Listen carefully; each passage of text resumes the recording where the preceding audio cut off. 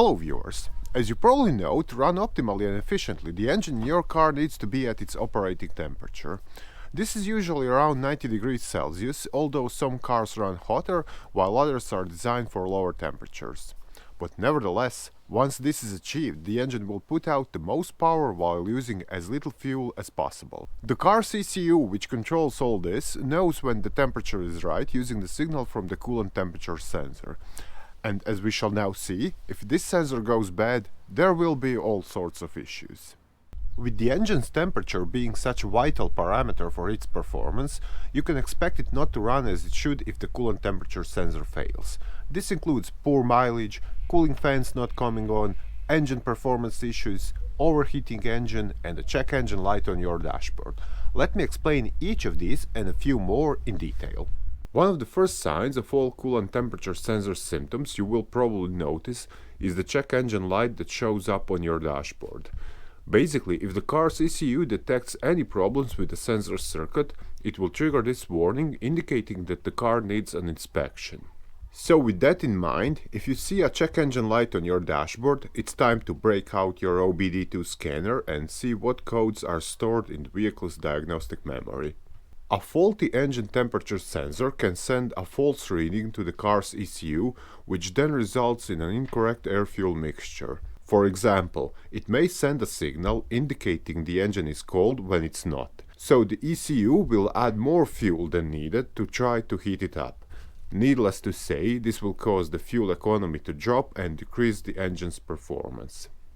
Some cars use the engine coolant temperature sensor to control the electric cooling fans. In most cars, though, you have two separate temperature sensors for the fans, a dashboard gauge, and engine management. However, if your car has only one, a bad engine coolant temperature sensor may result in your fans not starting.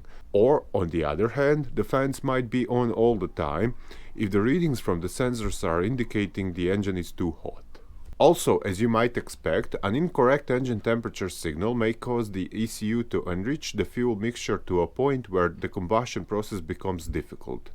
This will result in loads of thick black smoke coming from the tailpipe, especially under hard accelerations. The amount of fuel getting injected into the engine is critical at the moment you start your car. If the readings from the coolant temperature sensors are incorrect, the air-fuel mixture might be way off, and you might find that your engine is difficult, if not impossible, to start. The cooling fan, which is behind the radiator, removes heat from the engine's coolant. This fan is electronically controlled and relies on the signal from the car's ECU. If the coolant temperature sensor sends an incorrect signal, the fan might not kick in, causing the engine to overheat. Some vehicles have a separate coolant temperature sensor for the fan, but many cars use the same sensor. Due to a faulty engine coolant temperature sensor, the fuel mixture probably won't be set correctly and optimally. This will cause the engine to vibrate or shake when the car is at low speeds and leads to other power losses and strange behaviors. The engine is very sensitive to wrong air-fuel mixtures at idle, and this is a condition when you might notice that something is wrong with your engine coolant temperature sensor. The engine coolant temperature sensor, if faulty, can have a hard impact on the air-fuel mixture, which then can hamper the engine's performance and cause your car to lose power. So if you feel that your car doesn't accelerate sharply as before and feels sluggish, it may be due to a faulty engine coolant temperature sensor. Obviously, as the name implies, the coolant temperature sensor measures how hot the coolant is, which is vital information for the engine's ECU to determine running parameters such as fuel and ignition timing. Now, the sensor itself is a simple, I'd even say a rudimentary device. This is a resistor whose internal resistance changes depending on the temperature. In most cars, as the heat goes up, the resistance goes down. And what happens is, the ECU sends a signal, a 5 volts current, to the sensor, whose resistance then drops this voltage down. Then, based on the voltage it receives back, which is always going to be less than it sent, the ECU determines the coolant temperature. Yes, it's as simple as that, and yet a faulty coolant temperature sensor causes so many problems. So, if suspecting this is what you're dealing with, you should test it, and for that you have to find it first. Now that we know how the coolant temperature sensor works and what happens if it doesn't, let's check where to find it. In most cars, this will be either somewhere on the engine block or on the cylinder head. Sometimes it may be hard to see it at first, as other components, such as the intake manifold, could block the view. Also, you should know that most cars have more than one coolant temperature sensor.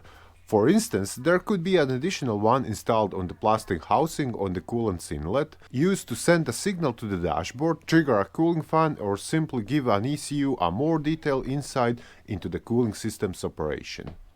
Okay, having found the coolant temperature sensor in your car, you can now test it to see if it's giving the correct data. For this, you'll need some reference values, which you can find either in a repair manual or on the internet. Start by connecting an OBD2 scanner and looking for relevant trouble codes. Check the live data to see the temperature from the sensor. If it's way off the range, check the wirings and replace the sensor. If the data coming from the sensor doesn't seem right, you should measure the values manually, and for this you'll have to locate it. After finding the coolant temperature sensor, undo the wiring plug connected to it. Be careful not to break the retaining clip, it can be quite brittle. Next, take a multimeter and set it to resistance. Most coolant temperature sensors have 2 pins and you'll want to check the ohm value between them. Now, check your repair manual for the correct ohm value at a given temperature and compare them with what you've got. If the values are wrong, replace the sensor. But if the values seem fine, check the wirings and connectors between the coolant temperature sensor and the engine control module. Assuming you established the coolant temperature sensor has gone bad, the only thing left to do is to replace it. The good news is they are not that expensive. In most cases you'll get a new one for less than $50. Even more, the job itself is not overly difficult and you'll only need a suitable spanner or a socket. That is though assuming the access to it is not too tricky. The only thing is, in most cars you'll have to drain some coolant or all of it before replacing the sensor. This also means that the whole cooling system will need to be refilled and bled properly, which can sometimes be challenging. Otherwise, the engine may overheat, which can lead to potentially irreversible and expensive damage. Also, while changing the temperature sensor, make sure the engine has cooled down to prevent any burns from boiling coolant. In reality, you could find a replacement coolant temperature sensor on the internet for less than $10, but I'm not sure how accurate or durable these are. And given its importance, I'd recommend either an OEM part or something made by a reputable manufacturer such as Bosch or Delphi. So that would be all about the coolant temperature sensor, issues it can cause, how to check it and, if needed, replace it.